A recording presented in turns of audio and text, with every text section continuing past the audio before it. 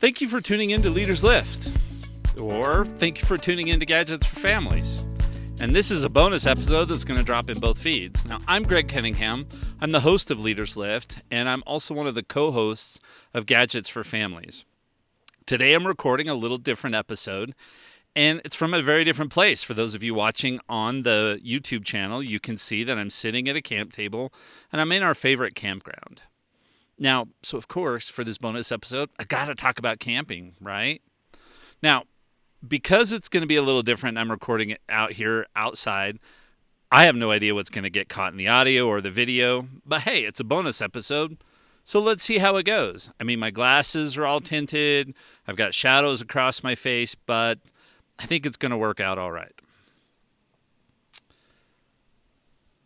While both of the podcasts I work on have different topics, they do have one thing in common, and that's helping people get more out of life.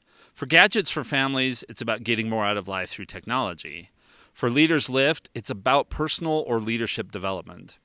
And if you subscribe to either or both, and you should subscribe to both, you've heard me talk a lot about camping and biking. Now, those are two things that I do that help me feel like I'm getting more out of my life. And not just from a recreational standpoint, but they help me get more out of life in other areas as well.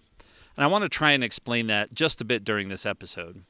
Now, I'm mostly going to focus on camping, and in an earlier episode of Leaders Lift, I talked about ways to get into biking, and that was in episode 18. So if you're into camping, want to give it a try, or just want to see what camping might have to offer, stick around. If you want to hear just a couple of my fun camping stories, stick around to the post show. I'm going to do that right at the very end. I'll talk about skunks, squirrels, and getting stuck on a mountain. Or if you want to maybe get some ideas of how to evaluate your own hobbies, how can your hobbies or things you enjoy doing that aren't work-related help you get more out of life? I think you're going to find some good insights, so stick around for this episode. Let me just give you a little bit of background. I remember a lot of time camping as a kid, not just for scouts, even though there was a lot of that for scouts, but I remember all kinds of family trips. My grandparents had a camp trailer. My parents had a small one as well. Easter campouts were usually spent in central Utah with my cousins. On those trips, I just roamed the area all day long. We don't do much of that today's day and age. Now, this was long before cell phones kept track of our whereabouts and gave us directions, but I would just wander off and explore and just enjoy being free. Campouts with the grandparents were amazing as well. We would spend time playing card games as a family, sitting around the table in my grandparents' trailer. Lots of memories. It's long enough that we used to swap out a battery so we could have light. One battery would run out and we would just put on another one. And we would use a single propane lantern in my parents' trailer to keep us warm. So that was a lot of fun too. One time we were at a campground. I even fell backwards into a fire. I was wearing my favorite windbreaker. It was bright red until my great-grandfather pulled me out of the fire. But even something like that didn't do anything to make me want to stop camping. When you're a kid, you don't worry about a whole lot except having fun, and that's exactly what we did. Now, when I started scouting, camping did take on a little bit different feel. There was still plenty of fun, and I've talked about some of our escapades as a scout troop. But as a scout, you were also expected to start doing some of the things my parents always took care of: cooking, starting a fire, pitching a tent, knife safety, citizenship, etc. Even with all of that mixed in, camping was still amazing. I told a story about trust falls at scout camp in episode 6 of Leaders Lift if you want to hear a story about learning lessons at scout camp and scaring the daylights out of camp leaders. Now, if anything, learning about how to camp made it even better. And that hasn't changed as I've moved on to a different kind of camping. As I got into high school, the camping trip slowed down. We were just too busy, and we relocated part of the way through high school, but we still did just enough to keep the interest there.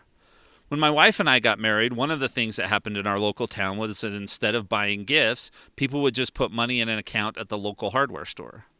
Now, most everything we got with those funds was related to camping, because she had grown up camping as well. And before we moved to Houston, we would camp a few times a year. Sometimes it was with big groups of family, and other times something much smaller. So we just kind of kept it going. But we really didn't start camping consistently until we moved to Houston and I was asked to be scoutmaster. Now, back at that time, Scoutmaster was a pretty big commitment, especially in a troop sponsored by our church. You had responsibility for their scouting, but also their spiritual development.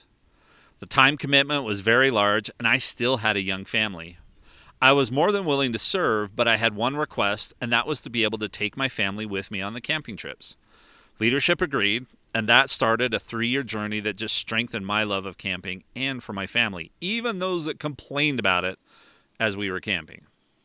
And I've learned a ton of other lessons leading scouts that I think I'll probably just have to cover in another episode, but definitely learned a lot and really learned to enjoy camping. Now, my family went on most of our monthly camping trips. We gradually ended up getting all the gear we needed, and I'll talk about gear and preparing for camping a little bit in this episode, but that could take up several episodes in and of itself.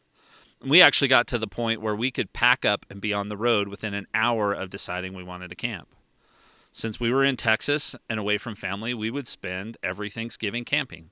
We would do traditional Thanksgiving dinner the Sunday before, and we would leave on Wednesday and camp through Saturday. It was fantastic. Now, eventually I was released to Scoutmaster, but we continued to camp the rest of that time we were in Houston, except in July and August when you don't want to be in a tent in the Houston area. It is just not a good idea. All right, so there's some background for you. Now let's dive into story time. For today's story time, I thought I'd share a camping story that will help you understand why I'm not a fan of cold weather, and definitely not camping in cold weather, and it's also a story that ties into several of the lessons about camping I'm going to share at the end of this. Now, shortly after I returned from my church mission, I was asked to help a buddy of mine run the rifle range at a winter scout camp. It had been a very long time since I'd camped in cold weather, and I didn't have the gear for it. He reassured me that another of the leaders had a heater that we could use in the tent, and we should be just fine. Well, I should have said no, but I didn't. It was camping in rifles, so yeah. The camp was up at a popular lake in northern Utah. I had been there several times, but never in the winter. When we turned off the road, I saw a bunch of tents set up in what is normally a parking lot for cars that don't want to drive clear up to the lake.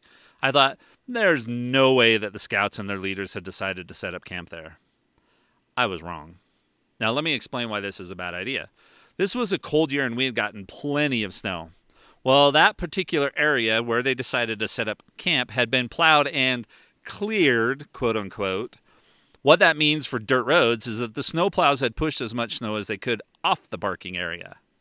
There was no dirt showing, but because of the way it had snowed and melted and frozen, and snowed and melted and frozen and been plowed, and I'll repeat all that cycle, it resulted in about, a foot, 2 feet, something like that, of snow and ice packed on top of the ground. I was thinking how grateful I was that we were going to have a tent that had a heater. Well, that didn't work out either. We got our tent set up and laid out our sleeping bags. I think my bag was a 3-season bag and was rated to keep me warm as long as the temperature stayed above freezing. As we started up the heater, it was designed to be used in a tent. It really could. Something was wrong with it. It was putting off heat, but we almost all immediately started getting headaches and nauseous from the fumes. It wasn't burning cleanly, and we determined that there was no way we could keep it safely running during the night. Great. So here I am lying on a small sleeping pad on top of a tent which is set on 2 feet of frozen snow and ice. I'm wearing every layers of clothes I have, and I'm curled up in a ball in a sleeping bag designed for 32 degrees Fahrenheit or higher. Want to guess how cold it was outside? Well, the low temperature that night ended up being 21 degrees below zero. Not below freezing, below zero. So, only a 53-degree difference between my bag and the actual temperature.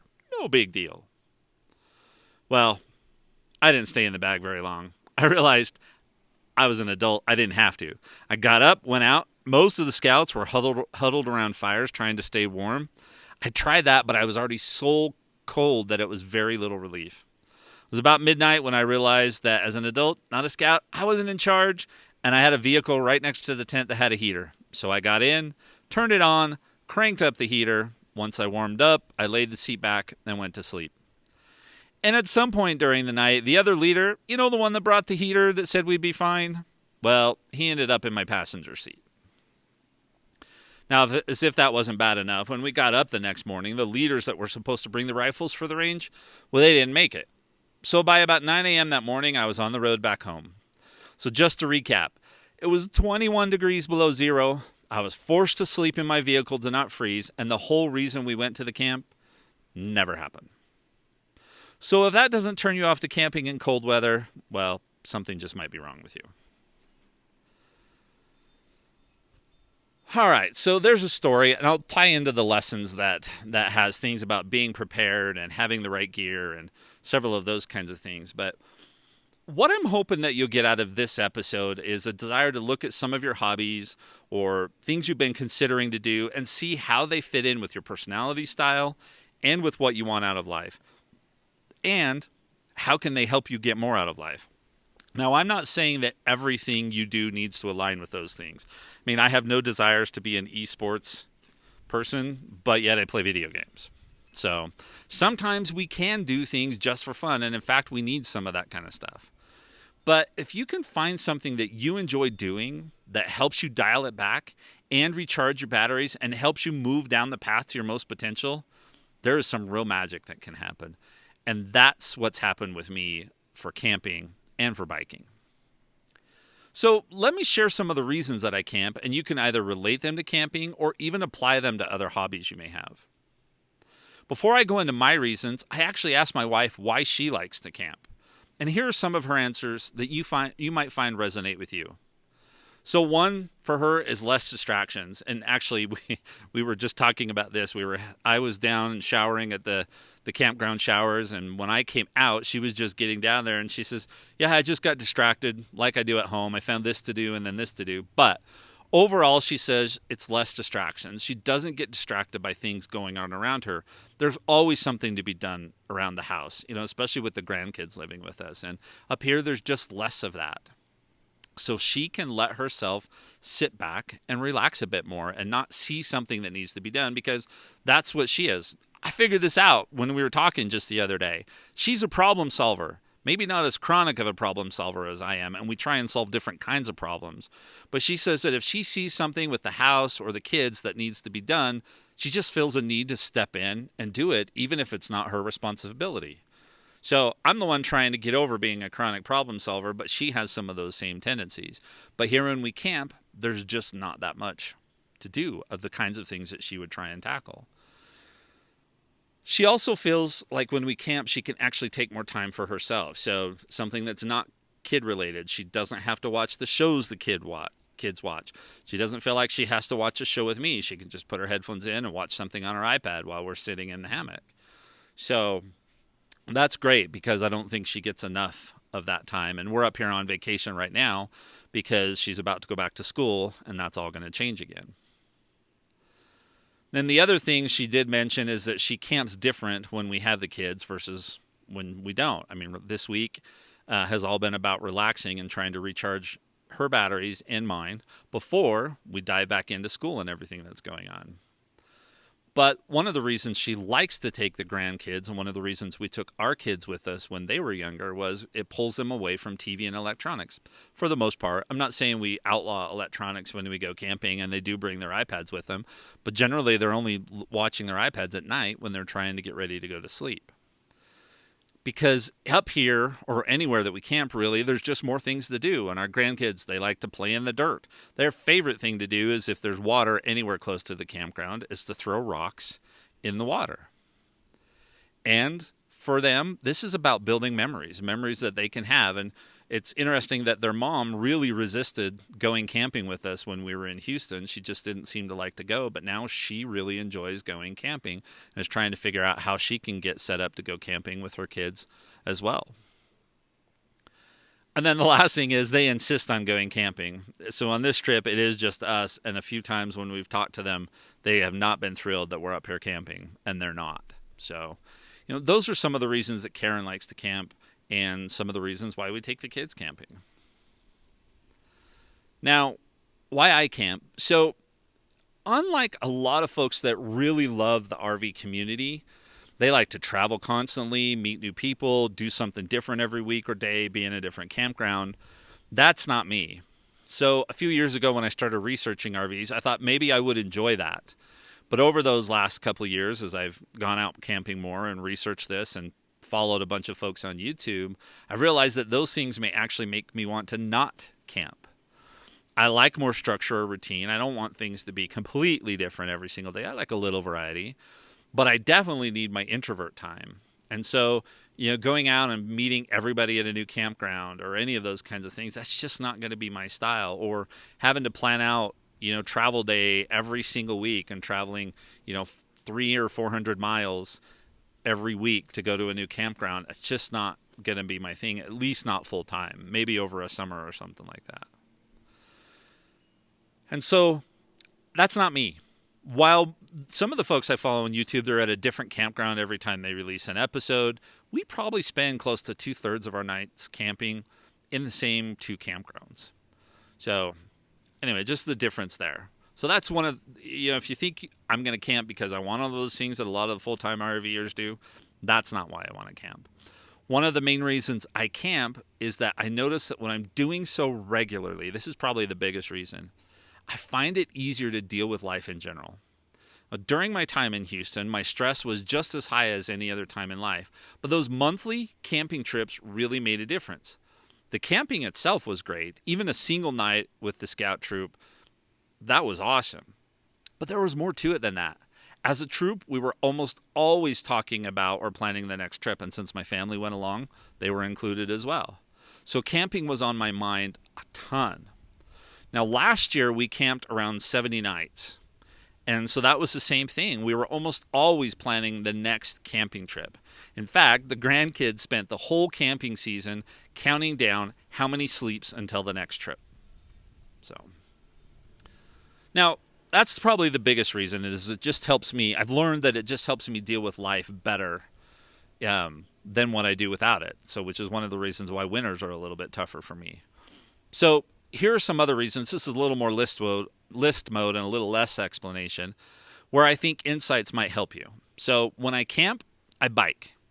When I do bike at home, but it's not the same as when I get out. In fact, on this trip, I've gone on some bike rides, and I've realized I haven't been training on my regular bike at home nearly as much because it's just not the same. And I have a tendency to grab the e-bike instead of the regular bike and get some training in when I'm at home. But also here, I get to see scenery that I can't see from my car. I've posted a bunch of pics on Instagram, including the day that I'm recording this episode, from some of my favorite trails. So it actually means that I bike more, both time-wise and miles, than I ever would at home. So it's good exercise, it burns endorphins, helps me be healthier. So all of those kinds of benefits that I get, and I just love doing it, especially when I'm out camping. Now, dialing it back, there is work to camping, don't get me wrong. On the days we either travel to or from a campsite, I don't plan on doing much more than set up or break down camp and drive. In fact, that's really the day that I don't go on bike rides or I don't try and get in a whole bunch of exercise. But other than that, camping for me really helps me dial it back. Most of the time we camp, we take a step back from normal life. Now, there are times when I go to a campground knowing that I'm going to work the whole time that I'm there, and I'll talk about that here in a minute. While there are cities and stuff close to where we camp, our truck rarely leaves the campsite. In fact, where we are now, if we run into town, it may be for a snack or something, and a lot of times we actually just ride the e-bikes. On one of our anniversary trips, we actually did go to specifically explore the area. I'll share some of that kind of stuff either in the post-show or in another episode. It was a good experience, but if I got to choose between our normal campground and that one, I'd choose the normal one almost every time, even though we've spent dozens and dozens of nights in this same area. I also spend a lot of time sitting in my hammock, reading, watching videos, or playing games. There's a little bit of guilt there to not be doing something, but when I'm camping, I can push that aside easier than when I'm at home. Last year on most of our trips, I did still have to work. In fact, some of the trips I worked almost the whole time. But it still seems to be different. First, it's a different environment. I mean, look at this background if you're watching the YouTube video. That's very different than sitting in my office at home. I've actually found that I'm more productive in the camping environment for whatever reason. Either it's because I focus and I want to get done. I don't know what it is, but I'm actually much more productive. And then second, working camping, once the work is done, or even during breaks, There are camping activities, very different things from when I'm home. With my mom's cancer battle last year, I found myself spending a lot of time at the campground in her little town. Sometimes the kids were there, and sometimes it was just me. When I had a break in between things, I could go walk along the river. I could go up and see my mom. When I got done for the day, it was a 5 minute e bike ride to my mom's. When the kids were there, I could go out on my breaks and let them throw rocks in the river or watch them play in the splash pad. I mean, like I said, even right now, I'm just sitting outside. I'm doing work. Yeah, but does it feel like it? Not really. So I don't know if I can fully explain that, but that's the way it is for me. I'm just more productive, and it just seems to change my mindset. Now, related to dialing it back, the other thing that camping does is it helps me recharge. In fact, I went on a 7+ mile bike ride this morning that is not a street ride, trust me. It's definitely on the hills and the mountains around here. And I'm physically very tired. But mentally, I'm like, I could do that every single day. And I just have more mental energy, and I can feel like I can get more done. And so camping and then biking associated with it, this combination, these are probably one of the top 2 or 3 ways that I refill my energy well. I don't know that I found anything recreation-wise that even comes close to refilling that well like camping does. Now, some other benefits I get from camping. And remember, this isn't just about camping. This is about you figuring out, do any of these things apply to your hobbies, right? And help you get more out of life. So some other benefits I get from camping are learning new things. There's always something to learn about camping. Creating memories with or without the grandkids. Enjoying tech. So for Gadgets for Families listeners, you know that I love my tech and I have plenty of it.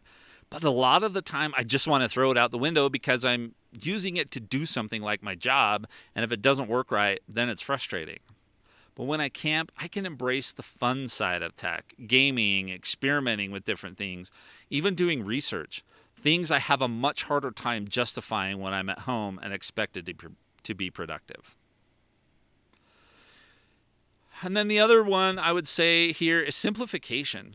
While not everyone may see camping this way, especially if you don't know how or don't have the right gear, may not see it as simpler than regular life, for me, life and problems slow down a ton when I'm camping. Trailers have issues. There's almost always something I need to fiddle with or fix on the trailer, even though it's not very old. But when I have a drippy plumbing connection, I can fix it much easier than tearing out a wall and trying to fix it in a house. And then there's also just less to maintain and clean and stuff like that, so the chores don't pile up as much. I mean, yes, it's 200 square feet, if that, of space, so you definitely want to enjoy being outside like I am right now. But overall, it's just less, so it seems like life is just so much simpler. And maybe that's why I'm more productive. I don't get as distracted, or I don't have other things pulling me off track. And then last but not least, I just enjoy it. And I don't know that I need to explain it, right? When one trip ends, I'm automatically looking to when we can go on the next one. In fact, come winter, when I have to winterize my trailer, it's a very, very sad day because I know that means I'm not going to be taking it out and using it for, I don't know, last year it was Thanksgiving clear till March so that I didn't take the trailer out. So I just like it. And how many things in your life can you say that about? Do you have things that you just enjoy, that you just like? Projects, team meetings, working with other people, your job. I don't know, but think about that. That may be the biggest thing to get out of this, or at least the first thing to get out of this is, are there things that I just like, that I look forward to doing? And when one period of that ends, am I automatically looking forward to the next one? And if you found a job that fits into that, great for you. But a lot of us are going to find jobs that we enjoy, but it's not going to be like that. And we're going to want things like hobbies. For me, it's camping or biking that help fill that in. Okay, so how does this tie back into you getting the most out of life?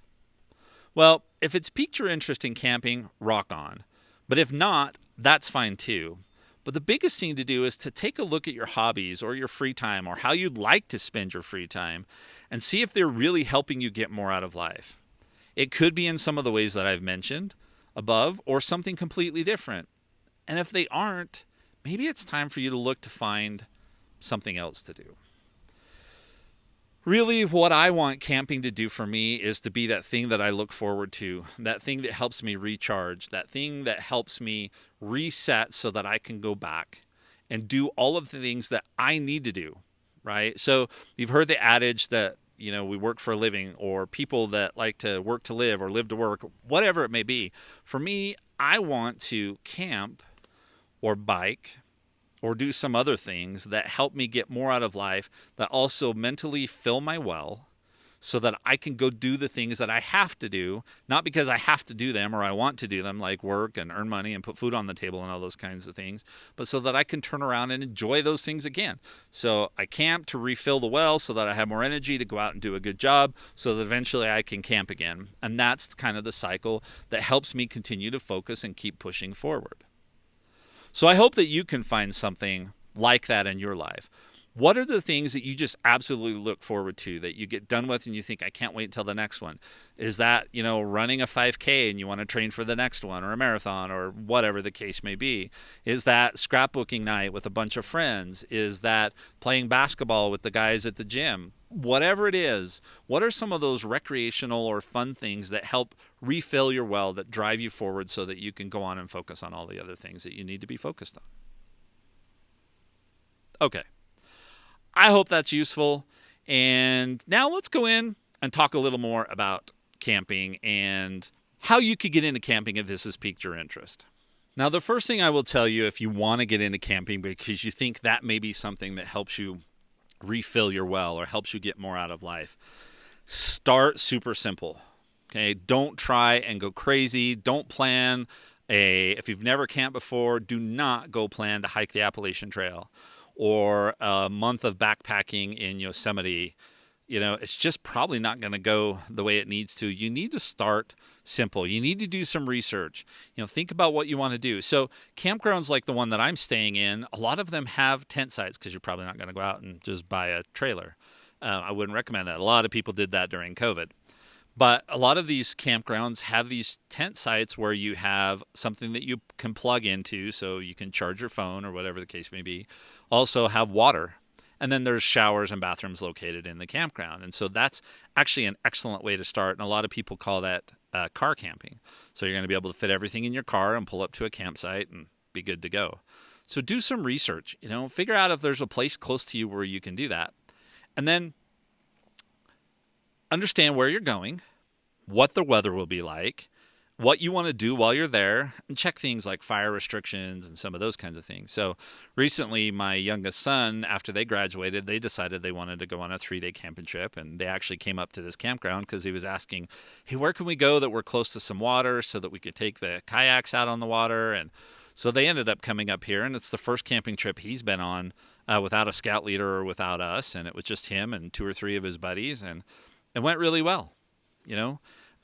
They did their research. They knew what the weather's going to be like. He took our gear because we still have a bunch of that tent camping stuff. And so it was great for them. But you want to understand that. And so that brings me to another kind of important thing is I've heard of a lot of people that have gone camping and just had a horrible experience.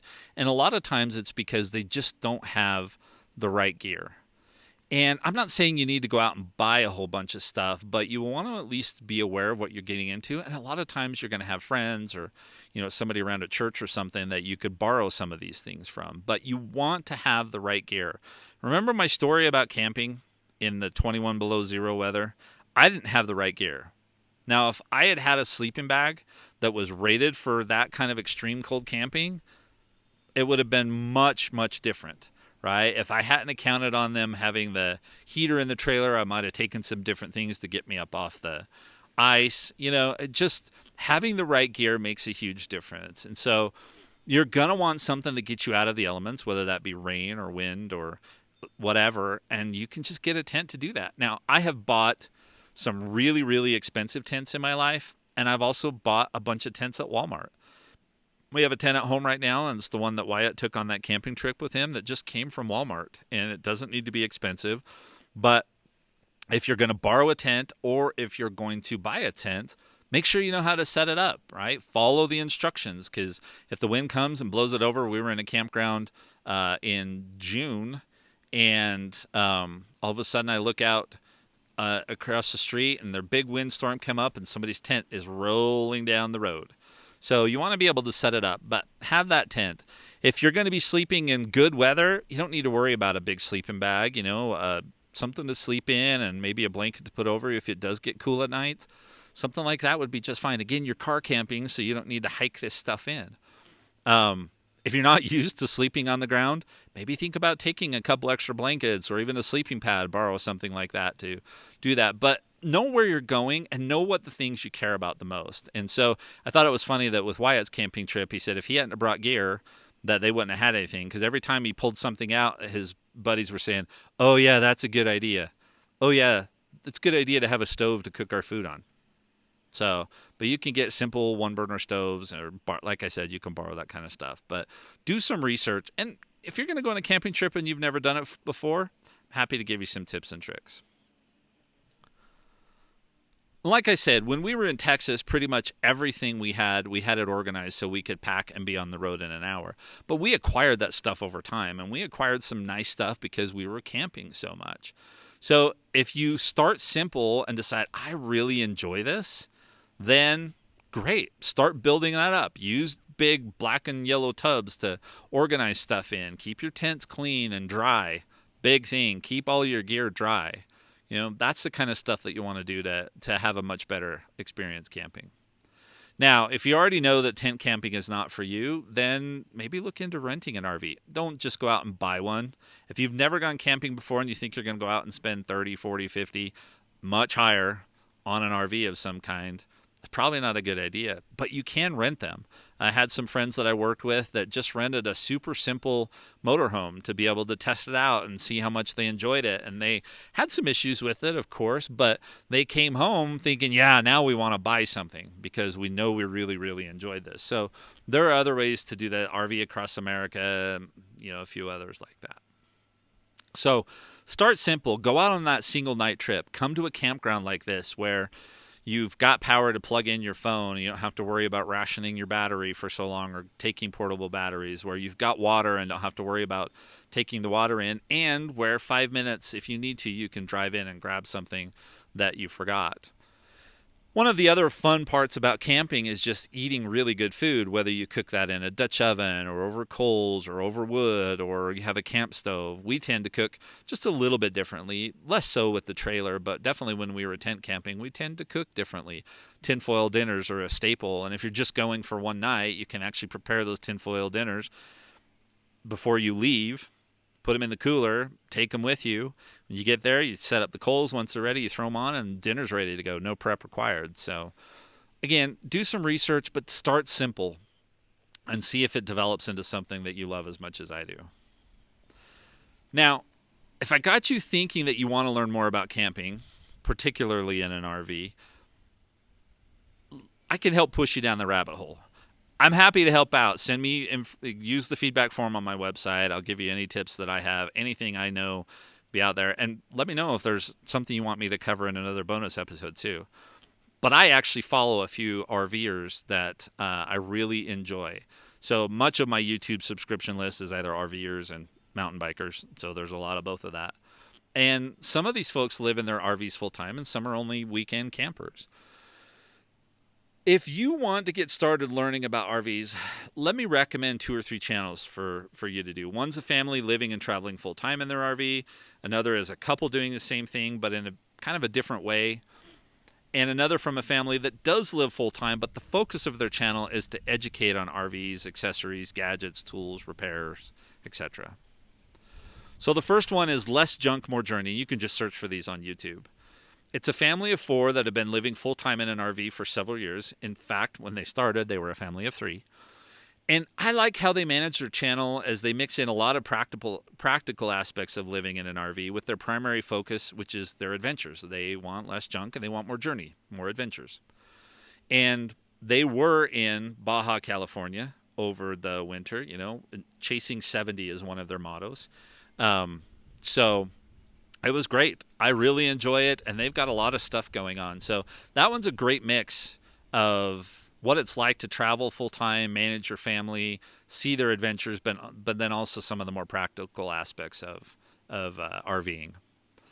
Now, the second one is actually the first channel I subscribe to, which is called All About RVs. Now, this is another family that lives in their RV full time, but what I like about this channel is there's a little bit of their adventures mixed in, but it's more about the trailer itself, repairs, upgrades, gears, any of those kinds of things. They test this kind of stuff out, they figure out what works for them, what doesn't. So I've learned a ton from that channel, and I have a bunch of their videos saved for future reference. And then the third channel is called Wild RV Life. And this is a couple that lives full time in their RV. The wife has a full time job, but they post about once a week. And their videos are a combination of adventures, but also DIY, advice, etc. They don't go to campgrounds as much, where that first family of four spends a lot of their time in campgrounds, and a lot of people do. They actually do what's called boondocking, which means they're places where they don't have power, water, and sewer, and all of that kind of stuff. So they're out on their own on like BLM land or something like that. But they also spent part of the winter in Mexico, and it was super interesting. And they actually just had to purchase a new RV because their first one was a used one and just wasn't cutting it. It had some major issues, but that's a great one. And that one's called Wild RV Life. I really enjoy that one as well. Now, just as a quick bonus, if you're interested in just seeing these RVs, because sometimes when you say trailer camping, people have, this image of Robin Williams driving that RV, that rented motorhome, giant motorhome of his or something like that. And that's really not the case with most of this. So if you want to learn more about the actual vehicles themselves, the huge variety they have, I'd recommend Josh the RV Nerd. Now, he's out of the Midwest. He's works for a dealership. There are a bunch of dealers that publish video content, but I like his style. He's kind of funny. He also mixes in industry news, tips, and stuff like that. So again, that one's Josh the RV Nerd. Now, if those have piqued your interest, but maybe are not quite your style, reach out to me. I can share some other options. I have a whole list. Trust me, I have several others that I could recommend to you. Well, that's about it for this bonus episode. While camping is my thing, it may not be yours, and that's absolutely fine. What I would hope is that each and every one of you can find a hobby or something that is more fun that really does enable you to get more out of life. I'll probably never make a living RVing like some of the YouTubers I recommended, and I don't think I want that either. While I would like to live full-time in an RV, I don't want to make camping itself my job. I want that to be my outlet that enables me to do better at whatever my actual job really is, so that I can make camping that fun part of my life. Same thing with biking. So hopefully this will help you see how I get more out of life through one of my hobbies and help you find something that you can as well. Now, if you're interested in more episodes like this, let me know. This is an experiment, right? Dropping it in both feeds. I've got tons of other camping topics, tips, tricks, gears. I know my co-host on Gadgets for Families is hoping I'll start talking about some of that kind of stuff. But I didn't want to make this into a multi-hour episode, and I wanted it to tie into that whole theme of getting more out of life. So if you want more of that, let me know, and I'll see if I can put together some other bonus episodes. And if you want to hear 2 or 3 fun camping stories, stick around for the post show. And thanks for sticking around to the end. And until next time, find a way to help someone, even if it's just yourself, get more out of life through something that they or you really love doing. Thanks again.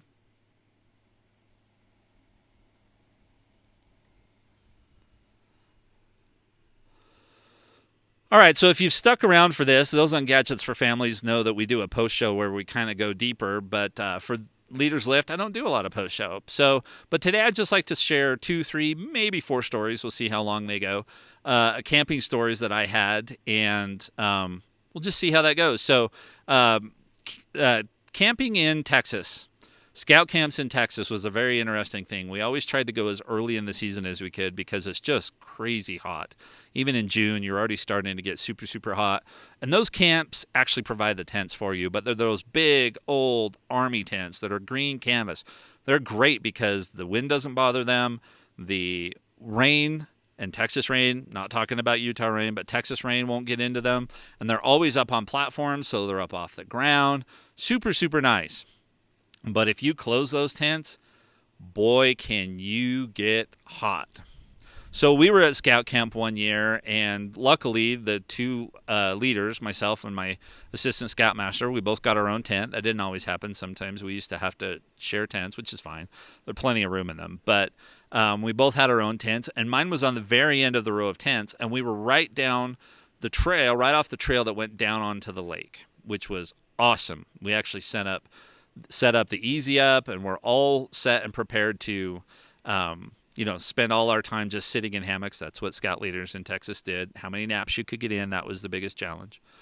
But that was fantastic. But what I didn't realize is that because we were so close to the path, animals really like to go down through. And so, not a big deal. But the first night I was there at this camp, I was sleeping in my cot, which is, a couple of feet off the ground. And all of a sudden I hear thump, thump, thump, thump, thump, thump, thump, and then silence.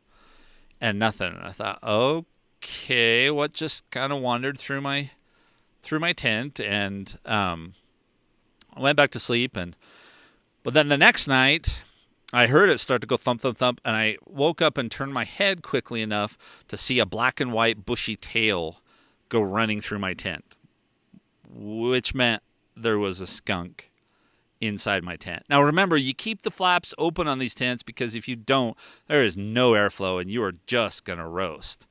So yeah, the skunk was coming in and running right through, and boy, did I kind of freak out.